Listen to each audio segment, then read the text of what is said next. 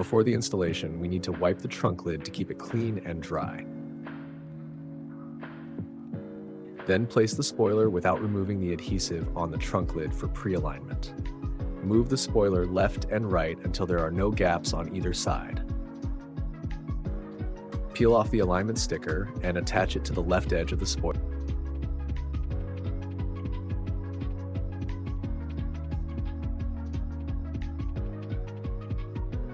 Peel off the adhesive partially.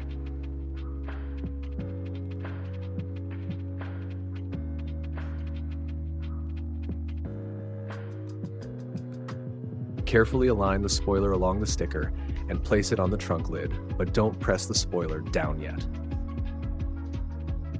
Peel off all the adhesive evenly.